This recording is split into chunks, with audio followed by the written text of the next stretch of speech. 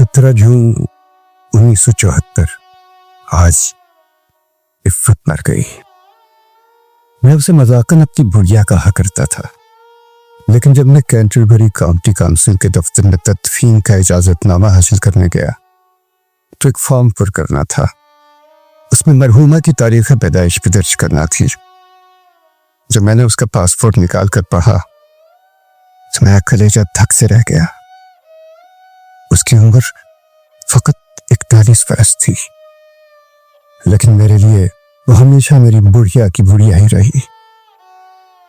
Canterbury अस्पताल में हमने उसे गर्म पानी में आब ज़मज़म मिलाकर गुस्ल दिया, फिर कफनाया और जब उसे किबला करके लकड़ी के बने हुए हल्के बादामी रंग के ताबूत में रखा तो तनवीर अहमद खान ने बेसाख्ता कहा, अरे ये तो ऐसे लगती है जैसे अभी कॉलेज के फर्स्ट ईयर में दाखिला लेने जा रही हो।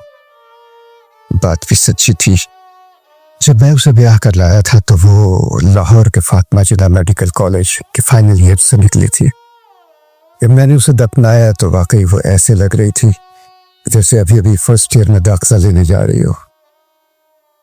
दरमियान के 18 साल उसने मेरे साथ यूं गुजारे जिस तरह थर्ड क्लास के दो मुसाफिर प्लेटफॉर्म पर बैठे हों, सामान बुक हो चुका हो, ट्रेन का इंतजार हो रहा हो। उसकी गाड़ी वक्त से पहले आ गई, वो उसमें बैठकर रवाना हो गई। मेरी ट्रेन लेट है, जब आएगी मैं भी उसमें सवार हो जाऊंगा।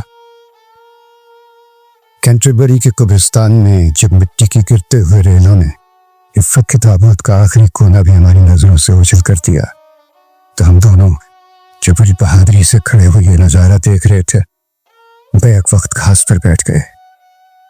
हमारे घुटने हमारे अंदर के बोझ से दबकर अचानक दोहरे हो गए।